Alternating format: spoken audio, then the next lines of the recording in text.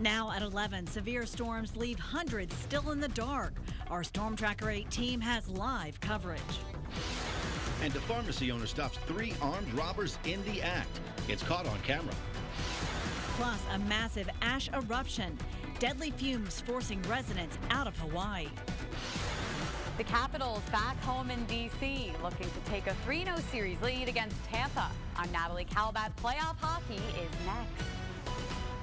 All the top stories and your Storm Tracker 8 weather in the first 8 minutes. 8 News starts now.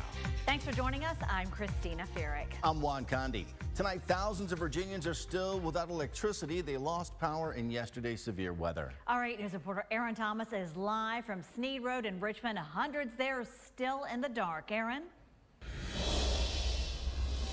Christina, Juan, the reason why you can see me right now is because of the light kit that my photographer has set up. And if you take a look down here along Snead Road, you see nothing but pitch blackness. And this is what nearly 2,000 Virginians are dealing with right now. No power, no air, all damage caused by yesterday's storm. Well, tonight, I had a chance to speak with several neighbors who say that they're ready for this power to come back on and move on with their everyday routine.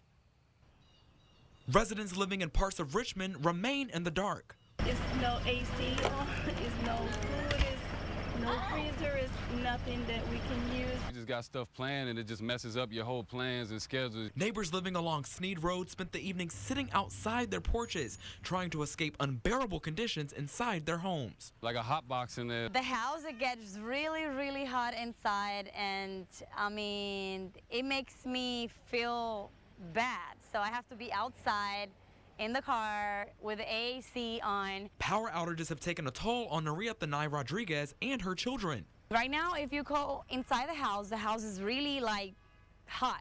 We cannot stand that right now because, I mean, it's really uncomfortable being in a house like that. Crews spent hours repairing broken poles and downed power lines caused by Monday's storm. In the meantime, residents are finding ways to make the most of the darkness. A cooler of ice and just trying to stay calm and cool about everything. It was hot. Just us, okay, but the kids. We're concerned about the kids. Crews from Dominion Energy are still here along Snead Road. They estimate that this power should be restored by tomorrow. Reporting live in Richmond, Aaron Thomas, 8 News. And as Aaron mentioned, yesterday's storms caused damage all across Virginia, hitting Spotsylvania really hard. 8 News caught up with a couple whose tree crashed through the roof of their bedroom. That wife was in the adjacent bathroom at the time. It narrowly missed hitting her. A scary situation, but they're thankful no one was hurt. I heard 2 booms, and I thought it was just Quantico that was going off because we do live right by the base. But then I saw my dog actually start barking and run out of the room, and I peek around, I see smoke and I see the tree. The couple will now stay with family. They aren't sure when they'll be able to go back to that house.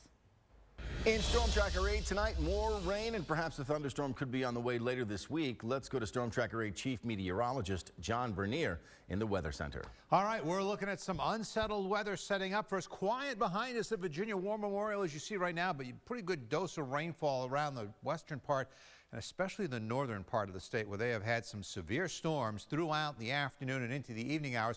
Let's show you what's left of these storms that rocked Washington, D.C. and Baltimore. Strongest part of them are now going down through the eastern shore and away from us. Close to home, we still have a few light showers scattered around to the west of us. The chance for an isolated shower overnight. Tonight's story, it's warm, it's muggy outside. Temperatures, as you can see, still in the mid to upper 70s, and it's a little steamy out there. 79 degrees J.R. Tucker High School, 77 in Matoaca, 76 degrees Spring Run Elementary. We'll wake up tomorrow morning, temperatures lower 70s, clouds over us here for you at 8 a.m. And as we go through the day, it is going to turn rainy through the day. Pretty good rain with maybe a possible thunderstorm in the afternoon. And temperatures only warming up to around 81 degrees. So maybe that's one little solace for you. Temperatures will be a little cooler. Hey, remember, tomorrow when you want to track the rainfall, you can use the interactive radar with the Storm Tracker 8 app. It is free for your iPhone and Android device. It appears the charges won't be filed for a fatal crash in Spotsylvania. According to deputies there, Jennifer Goonan was trying to make a left turn across traffic on Plant Road and was hit by a truck. She died there at the scene. The driver of that truck was injured and sent to an area hospital. A Henrico man has died after a police officer shot him on I-95 in Richmond. Officers say Marcus David Peters lost control of his car last night, then ran around naked on the highway. An officer saw Peters hit another car at West Franklin and Belvedere last night. Peters took off. He eventually lost control, hit two other cars, then got out of his car naked, ran around on I-95. Richmond police tell 8 News Peters charged at the officer who used a taser. It was not effective, so he was shot.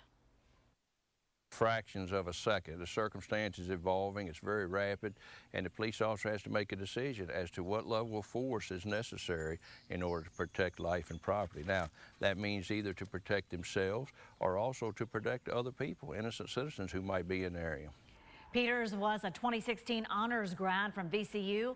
The officer, who has 10 years of experience, is on administrative leave during the investigation. Prince George police arrest a man after finding $13,000 worth of drugs. They searched a house on Heather Way and they found this. Take a look. 500 grams of a synthetic hallucinogen, fake money and electronics. That drug is sold as an alternative to LSD. Brandon Barner is charged with felony possession with the intent to distribute. The Chesterfield Planning Commission is clearing a controversial project near the Swift Creek Reservoir. An investment group will build more than 200 homes, medical buildings, and an assisted living facility on that property along Woolridge Road. Opponents say the development doesn't fit their residential area. They also worry that development so close to the water will eventually lead to more algae in the reservoir. Swift Creek provides 20% of Chesterfield's drinking water. We are not turning a blind eye to the fact that there is acres of property there. It's going to get developed. We're completely aware of that, and we're fine with it being developed, but it needs to be developed in a way that is the best use of the land. The Planning Commission voted unanimously in favor of that project. Best-selling author and journalist Tom Wolfe has died. He grew up here in Virginia. Our 8 News reporter Sierra Fox has more on his local ties. Sierra? Tom Wolfe was born and raised in Richmond. I spoke with a local author who says Wolfe was brave and followed his own compass. He described him in 3 words: insightful, controlled chaos, and profound. Tom Wolfe, known as the white-suited wizard, stood out for his flashy clothing, but also because he had a keen insight into his audience. People are addicted to stories. One of his best-known books, The Right Stuff, followed the space race. He wrote really profound and challenging and controversial stuff. And The Bonfire of the Vanities, a satire of Manhattan-style power and justice, was one of the best-selling books of the 80s. He captured truth in a way that was actually so true that it became prediction. Tom Wolfe grew up in this yellow home in Richmond Sherwood Park neighborhood. Very cool for our neighborhood, for Sherwood Park, that we had. Wolfe went to Ginter Park Elementary School and graduated from St. Christopher's School. He was co-editor of the school's newspaper before heading to Washington and Lee for college. He's a very prolific writer and very well known, and what a shame for the literary community. It's hard enough to make a living as a writer, but to do it with controversial material, well done. Well done indeed, and the literary community tells me he leaves behind an important message. You can come from the River City and turn into a great artist. Wolfe was 88 years old. Sierra Fox, 8 News. 3 robbers try to pull a fast one at a pharmacy. The owner isn't having it. See what happens next when he fights back. Plus, what caused a big enough blast to knock away the side of this medical building? We'll take you to California. John? Oh boy, look at just this map. All the severe weather reports from up in the Northeast all the way down through Pennsylvania and down towards Washington, D.C. It was a busy afternoon up there. I don't think we're in for severe weather here over the next several days, but we could be in for some bucketfuls of rainfall. We'll talk about it coming up. You're watching 8 News at 11. It's the news where you live. Thanks for being with us tonight. The 8 News crew returns after this quick break.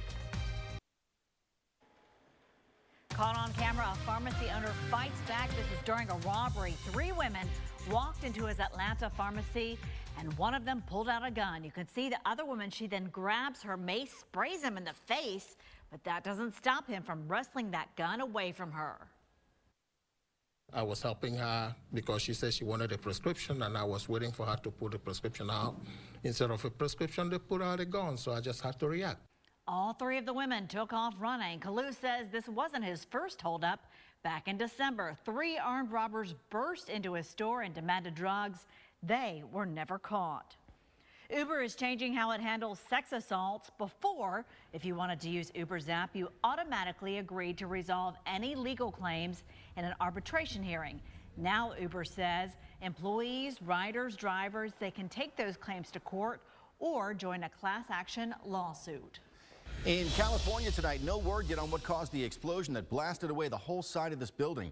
1 person killed here and 3 others injured. I'm not sure you can see them. Teams there looking for explosives in the rubble. There they are. The blast was so big it shook the windows of nearby offices. I heard a very loud boom, and I actually felt the building shake. I could feel it while I was sitting in the chair. The FBI was there on the scene. They say there's no indication of terrorism. The building that exploded was reportedly under renovation. A new crack opens on Hawaii's Big Island, bringing the total number of lava-spewing cracks to 20. Officials have declared a code red for air quality. The cracks pump out clouds of sulfur dioxide.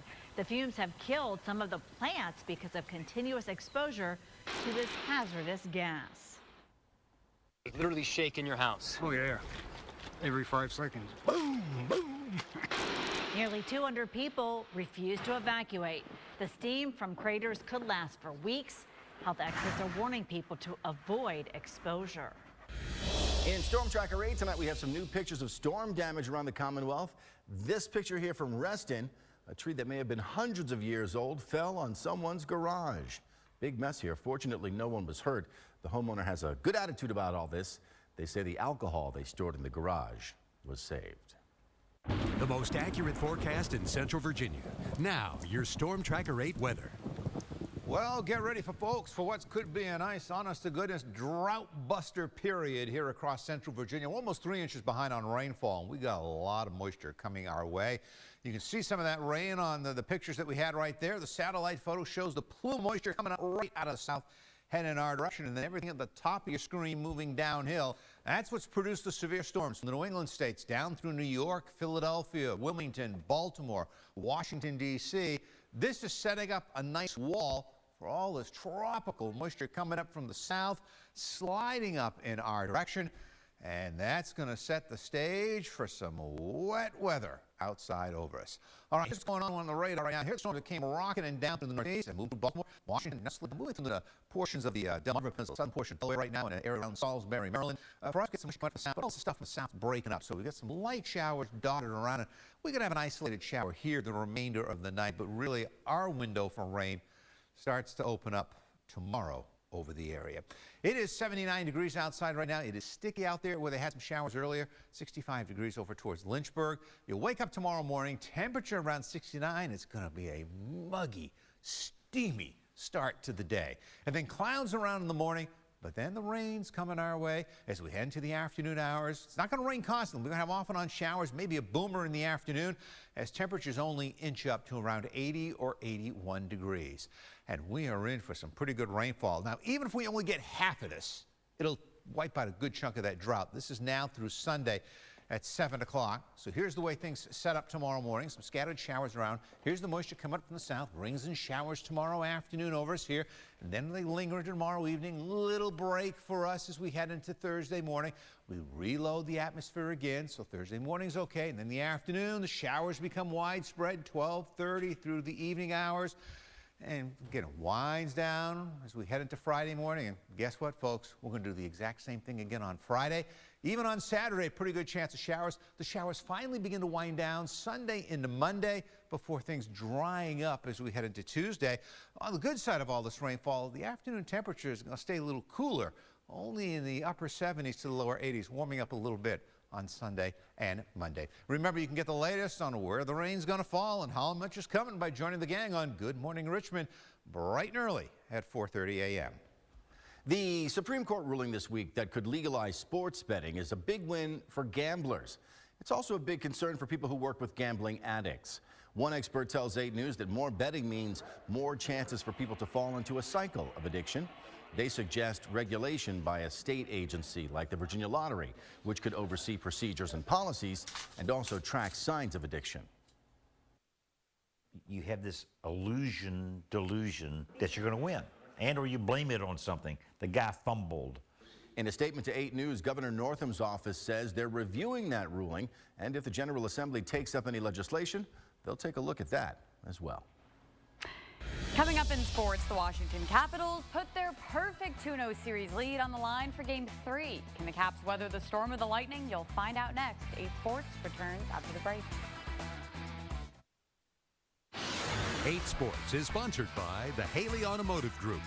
Hey guys, Natalie Calabat here with sports. The Washington Capitals return to the comfort of their home arena, Capital One, for the first time in 10 days. Washington looked to improve upon their perfect 2-0 series lead over the Tampa Bay Lightning in Game 3 of the Stanley Cup Eastern Conference Finals. Capitals captain Alex Ovechkin, Washington hoping to make it 3-0 after this evening. Brandon Holtby starts off the first period by making a nice save, and Tom Wilson clears the traffic in front of the net. Still in the first, Lightning on the power play. Steven Stamkos beats Holtby for the power play goal. Tampa would score 2 more to make it 3-0. Then Brett Connolly would score for the first goal for the Capitals. The Tampa Bay Lightning put a stop in Washington's momentum, taking the 4-2 win. Washington still owns the 2-1 series lead. Staying in the nation's capital, the Washington Nationals hosted the New York Yankees as they opened a 2-game series. Anthony Rendon gets the Nats going quickly, opens the scoring in the bottom of the first inning with a solo home run to left field. That gives the Nationals an early 1-0 advantage. That was Rendon's 3rd home run in the past 5 games. Yanks' turn now, though. Giancarlo Stanton pops up a high fly ball into shallow right field, and it drops in for a base hit off of Gonzalez. And with that, Stanton to his 1,000th career major league hit. This one went back and forth in a rain delay, and actually the game did get suspended due to inclement weather. It will resume tomorrow at 5 after 5. The Richmond Flying Squirrels continued their 3-game series this evening against the Altoona Curve, but the Pittsburgh Pirates displayed their top prospects and leaving the Squirrels quiet. It was a beautiful night in Pennsylvania at Peoples Natural Gas Field. Squirrels right-hander Dan Slania delivered a pair of scoreless innings, relieving Sean Anderson after 5. The Curve erupted for 5 runs in the 4th inning, grounding the Squirrels by a final of 5-1. The two clash to close the 3-game road trip tomorrow at 6 o'clock. Richmond returns home on Thursday to open play with the Washington Nationals affiliate in Harrisburg. The VCU Rams are keeping the diamond warm while the Squirrels are away. Mac McCarty holds it down on the mound for the Rams to close out their home schedule, earning a 9-3 win over Old Dominion. VCU does return to action on Friday as the Rams head to Forest City, North Carolina to take on the Western Carolina in a 2-game neutral site series. And that'll do it for 8 Sports at 11. I'm Natalie Calabat. John Bernier, the Squirrels return home on Thursday. How is the weather looking then? Well, actually, we're going to send it to Christina right now. Yep, and we'll get to John in just a moment. First, a new twist before the royal wedding. Will the bride's father show up for the big event? We'll have that answer in a moment. Now here's John. All right, and it's going to remain muggy for a while here across central Virginia with temperatures in the upper 60s tonight. And yes, if you've got Squirrels tickets when they come home over the next several days, you're going to need the rain gear. We'll talk about it coming up next. In entertainment news, days before the royal wedding, Meghan Markle's father now says he will attend. TMZ previously reported Thomas Markle would not attend after he was paid to take paparazzi-style photos. Now he's quoted saying he would not want to miss the historic moment. TMZ also says he's back in the hospital after being treated for a heart attack 1 week ago. John? All right, one last look at the forecast for the next 7 days. It's got a bunch of rainfall in it. Showers and thunderstorms again, not all day long. The biggest risk will be through the afternoon and evening hours the next 3 days. We're only around 80 degrees, overnight lows around 70. As you can tell, it's going to be really humid out there. Mostly cloudy skies, maybe some scattered showers and thunderstorms around on Saturday. Then they become a little more scattered as we head to Sunday and Monday. This wet weather pattern should start to break down the early part of next week. And again, depending upon which computer model you look at, we could be seeing 3 to 4 inches of rain in a couple of spots over the area. But we're about 3 inches behind for the year. So if we get half of that, and that's going to be a good part of the forecast for us. All right, well, look at the silver lining on all this. Thank you for joining us tonight for 8 News at 11. That's all the time we have. Follow us at WRIC.com and on our social media pages until we see each other again starting at 5. Have a good night.